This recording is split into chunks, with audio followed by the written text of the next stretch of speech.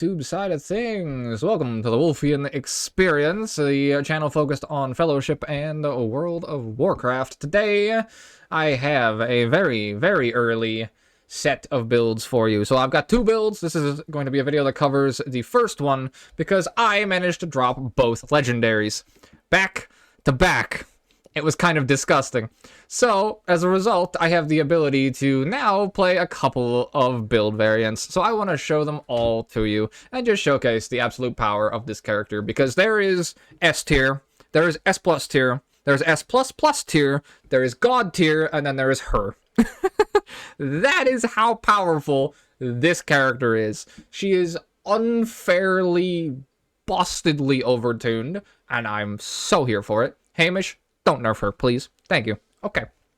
So, today's build, this is going to be the Pure Healer build. The other video is going to be the Oblivion build that is focused on doing maximum DPS and rotating your cooldowns as much as possible. So, with this video, my goal is to make you able to basically never have anybody die on Aeona ever again. So, reason she's so powerful is her stagger mechanic. This makes it so that when you take damage, you will stagger that damage into your health bar, like so. And so what this does is you can then use a stagger cleanse. You see, you'll take the stagger damage. You can then use a stagger cleanse, such as Amend Fate here, to then remove half of the stagger and heal for that amount. So, if someone's entire health bar is staggered and you use Amend Fate, you will heal half of their health bar. Yeah, I know. Crazy work, right?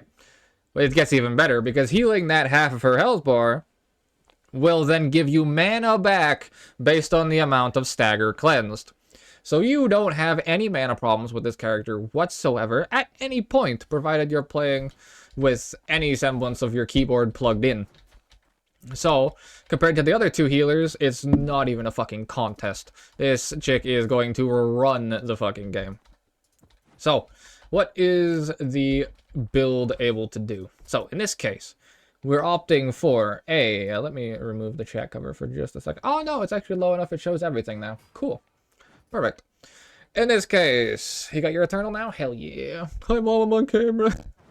Love it. Okay, so, this is the full...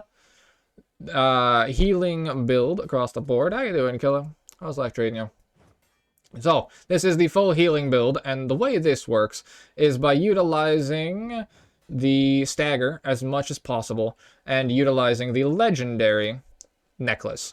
Now, you don't need to have this to be able to pull off what I'm going to show you. This functions without the legendary necklace the exact same. Okay? It just helps.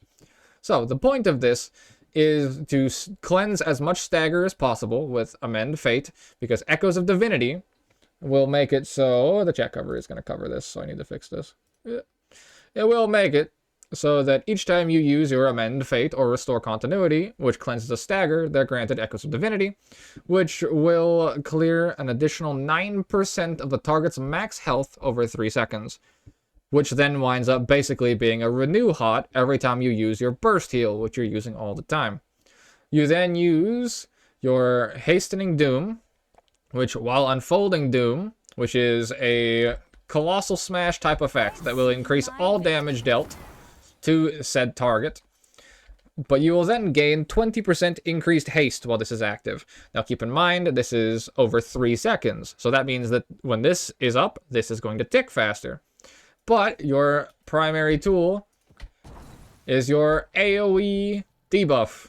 This is Corruption, but AoE. What's even better is it's also a renew button, because if you're targeting your tank, you can press it anyway, and it will auto-cast on the nearest 3 targets. You do not have to retarget to cast your renew, which is absolutely incredible. So, what you want to do is you want to use your Unfolding Doom to get your Continuum Shift proc, which is going to make it so your Echoes of Ruin, your Shadow Word Pain, can apply to up to 20 targets.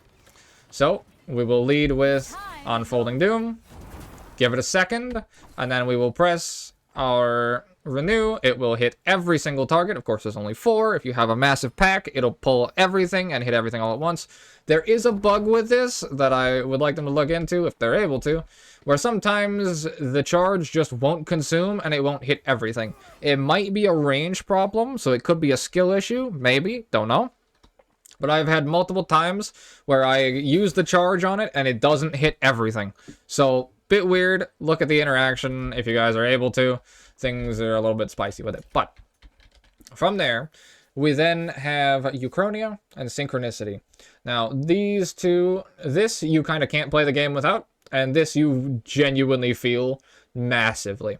So, what these two are going to do is this will make it so when you're below 50% Chrono, you gain 25% more. So when you're low on resource, you'll get more resource. When you're above your resource, you'll deal more damage with your abilities that don't spend.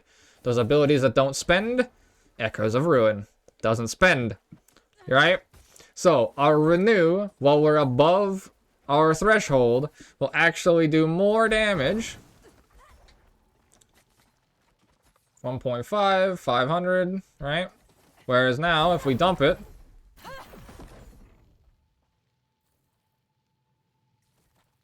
you'll see damage is lower, right? So, with this, our goal is to get as much as possible and stay relatively high up, and then use our bar as a sort of oh shit button. So, effectively, you start every fight with Unfolding Doom into Echoes of Ruin, put this on everything, and now you'll see with one press, I'm above 50%. So now everything is instantly getting the amped damage bonus, and I'm also at 3 stacks here. So, with having 3 stacks, I get a free Amend Fate and or a free Restore Continuity, which won't put me underneath the overall amount here. But it gets even better, because you can actually get insane value out of Uchronia. Because once you have 3 stacks, you're, each time you spend Chrono, you're granted a stack. Each time you spend... each time you have 3 stacks, then your next spell is free. Now, most importantly, you want to use this free spell in this build on your Restore Continuity, on AoE problems, and your Amend Fate on single target problems. Now, you need to make an on-the-fly decision of which is better, because you can save resource value, because it's 30 Krona to stop 1 target, and 50 to heal the entire team instead, separately. So, every time you get one of the stacks up here, you generally want to spend it on Restore Continuity, because then you're getting not only Krona value, because it costs extra, and it costs half the bar, which will then make it so you can stay in the top half much easier, allowing you to keep that damage bonus up, and with that damage bonus, you're healing from all of the damage you do, right? That's the base thing of the character, right? So, the more damage we do, the more renew damage we do, the more healing we do, the higher we keep our resource pool, the more damage we do. We want to optimize and value use our Restore Continuity to keep as much Krona as possible, to keep the bar above 50% for as much value as we can get. Or, if your tank is getting absolutely fucked on, you can sometimes just spam this back-to-back 3 times in a row, and they'll just get burst healed. Did the bug happen where I lose access to pressing abilities again? Yes, it did. That's a fun one. So, with all of that, if we combine the entire kit together now, what winds up happening is some very, very spicy healing. So, like I said, you lead most fights with Unfolding Doom into full Renew, Shadowward Pain, debuff, every single thing. And then, from there, you can use your Penance on a enemy target as well, which will do AoE healing to everybody. Or if things start going bad, you can then pop your Fleeting Hour, and then have your Penance AoE. Now, the other thing is it can also cleanse stagger when used on single target. So in our case, it will do an AoE on enemies, so it'll give you more raw healing value. And then if you use it on an ally, it will cleanse 5% of the target's stagger. Now, This is generally going to want to be used offensively, but cleansing 5% stagger per bolt is also very, very fantastic, because sometimes you just need to penance into your tank because he needs HP, and sometimes you just need to generate Chrono as well. So the ways I go about generating, quite literally, time shard, you might as well take this fucking thing off your bar. I could literally play the entire game like this with no issue. Because this button is not worth pressing in this build, at least from my experience. I've made it almost to well, I'm in Paragon now, but I haven't made it to Eternal just yet. But yeah, so it's literally that fucking useless. Open with this, debuff everything, and then we go and we do AoE penance. Then we can put up our Entropy's Claim, because we're going to be doing empowered damage as well. So make sure you pump all of the damage into the empowered target. It's like I said, 20% increased damage.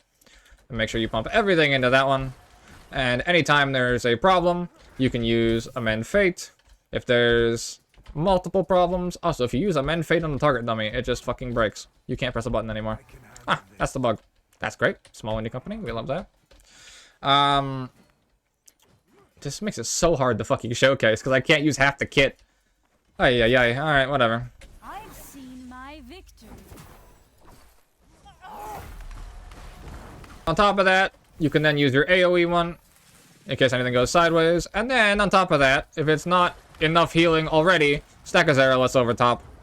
And just beam the fucking teammate. And top off again. Get a third penance, reapply our hots, and we're chilling. We just use our Amend Fate anytime we need to. We use our Restore Continuity anytime we need to. Whenever people have massive stagger bars, they'll get majorly reduced. And then they'll get the trigger for Echoes of Divinity, which will also slowly reduce their stagger over and over and over while you're reducing the stagger and healing naturally with Amend Fate and Restore Continuity. The necklace will make it so that while your Unfolding Doom is active, your Time Shard has 100% crit, and your Echoes of Ruin and Entropy's Claim have increased tick rate. So we have 20% increased tick rate, and then we have 20% increased haste here as well, which makes our wombo combo of Unfolding Doom into Shadow Word Pain everything even scarier, and allows us to absolutely pop the fuck off. Then you can combine this with our Fleeting Hour, like I was saying before, and use it for the Temporal Barrage, but it's also a cooldown reduction. 50% CDR for 20 seconds. So if you time it right, and use it in the opening burst, like I showcased, you can give it a second, we wait. And then we can reduce the cooldown massively to the point that we get like 10 seconds left, give or take. And then it's up for the next pack when we get into higher difficulties. Like so. So yeah, that is the pure heal version of this build so far. Absolutely crazy. There's multiple gameplays on the channel if you want to go take a look at it. This is insanely powerful. She's so fucking good.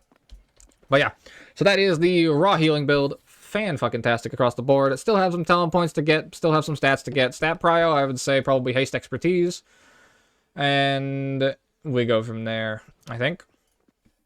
So yeah, that is the healing build. Do let me know if you guys are running anything different. The other one is going to showcase the Oblivion build. Take care, boys.